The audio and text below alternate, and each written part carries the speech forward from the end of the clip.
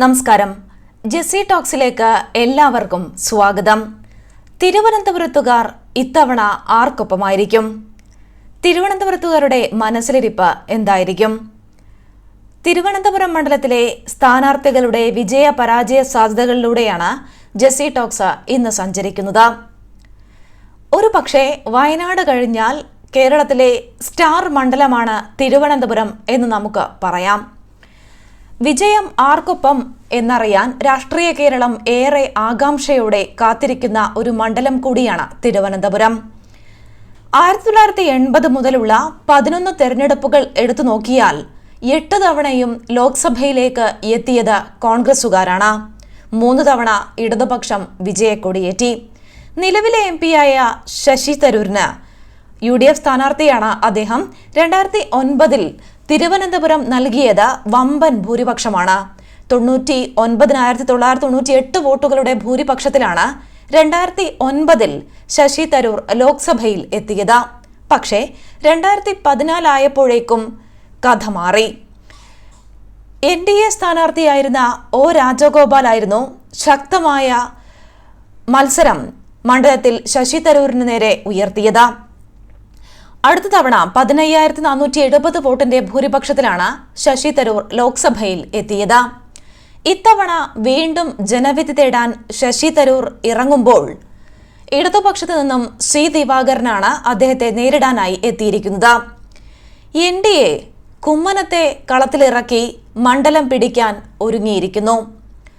ഒരുപാട് വിഷയങ്ങൾ, ശബരിമല ഉൾപ്പെടെയുള്ള വിഷയങ്ങൾ തിരുവനന്തപുരം മണ്ഡലത്തെ എങ്ങനെ സ്വാധീനിക്കും എന്നാണ് രാഷ്ട്രീയ കേരളം കൗതുകത്തോടെ ഉറ്റുനോക്കുന്നത്. കഴിഞ്ഞ തവണ, അതായത് 2014 CPIയുടെ ബെന്നറ്റ് എബ്രഹാം ആയിരുന്നു സ്വതന്ത്ര സ്ഥാനാർത്ഥിയായി തിരുവനന്തപുരത്തു നിന്നും ജനവിധി തേടിയത്. 34% വോട്ടാണ് അന്ന് ശശി തരൂർ നേടിയത്. O രാജഗോപാൽ 32% വോട്ടും നേടി. ബെന്നറ്റ് എബ്രഹാമിന് 28% വോട്ടാണ് നേടാൻ കഴിഞ്ഞത്. മിസോറാം ഗവർണറായിരുന്ന കുമ്മനം രാജശേഖരൻ, BJPയുടെ സംസ്ഥാന അധ്യക്ഷനായിരുന്ന കുമ്മനം രാജശേഖരൻ തിരുവനന്തപുരത്ത് മത്സരിക്കാനായി എത്തിയപ്പോൾ തന്നെ ഇത്തവണ തിരുവനന്തപുരത്ത് വലിയ മത്സരം ഉണ്ടാകുമെന്ന് പ്രതീക്ഷിക്കപ്പെട്ടിരുന്നു. പ്രതീക്ഷിച്ചതുപോലെ തന്നെ സംഭവിച്ചു. വലിയ വെല്ലുവിളി കുമ്മനം ശശി തരൂരിന് നേരെ ഉയർത്തുന്നു എന്നാണ് ലഭിക്കുന്ന റിപ്പോർട്ടുകൾ. 7 നിയമസഭാ മണ്ഡലങ്ങളാണ് തിരുവനന്തപുരം ലോക്സഭാ മണ്ഡലത്തിലുള്ളത്. തിരുവനന്തപുരം, കഴക്കൂട്ടം, വട്ടിയൂർക്കാവ്, നേമം, കോവളം, നെയ്യാറ്റിൻകര, പാറശാല. ഹിന്ദു വോട്ടർമാർ കൂടുതലുള്ള മണ്ഡലമാണ് തിരുവനന്തപുരം. അതിൽ തന്നെ നായർ വോട്ടുകൾ നിർണായകമാകും. തൊട്ടുപിന്നിൽ നാടാർ സമുദായവും ഈഴവ സമുദായവും. തീരദേശ മേഖലകളിൽ ക്രിസ്ത്യൻ, മുസ്ലിം വോട്ടുകളാണ് നിർണായകമാവുക. കോൺഗ്രസിന്റെ വിശ്വസ്ത വോട്ട് ബാങ്ക് എന്നുള്ളത് ഹിന്ദു വോട്ടുകളാണ്. പക്ഷേ ഇത്തവണ കോൺഗ്രസുകാർ ശരിക്ക് പ്രചരണത്തിന് ഇറങ്ങുന്നില്ല, താഴെത്തട്ടിലുള്ള പ്രവർത്തകർ സജീവമല്ല എന്നുൾപ്പെടെയുള്ള പരാതികൾ ശശി തരൂർ ഹൈക്കമാൻഡിന് മുന്നിലേക്ക് വച്ചു എന്നുള്ള വാർത്തകൾ വന്ന ഒരു സാഹചര്യം നമുക്ക് മുന്നിലുണ്ട്. ചുരുക്കത്തിൽ തിരുവനന്തപുരത്ത് ആര് ജയിക്കും എന്നുള്ള ചോദ്യത്തിന് കോൺഗ്രസുകാർ പാര വച്ചില്ലെങ്കിൽ ശശി തരൂർ തന്നെ ഇത്തവണയും ലോക്സഭയിൽ എത്തുമെന്നാണ് ജെസ്സി ടോക്സ് വിലയിരുത്തുന്നത്. പക്ഷേ അതിന് കോൺഗ്രസുകാർ കൂടി മനസ്സുവെക്കണം. UDFന്റെ ആഗ്രഹം ശശി തരൂർ MP ആകണം എന്നാണെങ്കിൽ പോലും അതത്ര എളുപ്പമാകില്ല എന്നുകൂടി പറയേണ്ടതുണ്ട്.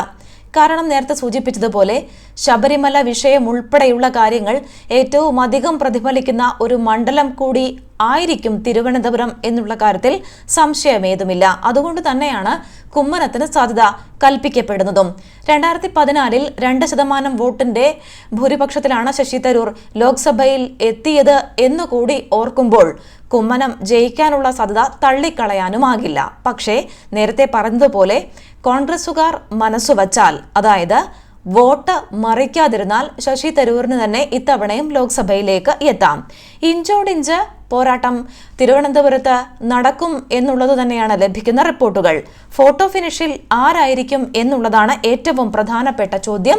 തിരുവനന്തപുരത്തെ വോട്ടർമാർ ഇത്തവണ ആർക്കൊപ്പം നിൽക്കുമെന്ന് നമുക്ക് മെയ് 23 മാത്രമേ അറിയാൻ സാധിക്കൂ. പക്ഷേ ഒരു കാര്യം ഉറപ്പാണ്, ഇത്തവണ തിരുവനന്തപുരത്ത് ഫോട്ടോ ഫിനിഷ് ആയിരിക്കും എന്നുള്ളത്. കൂടുതൽ വാർത്തകളും വിശേഷങ്ങൾക്കുമായി യൂട്യൂബ് ചാനൽ സബ്സ്ക്രൈബ് ചെയ്യാൻ മറക്കരുത്. ജസ്ദ Sanjith signing off from Jessy talks.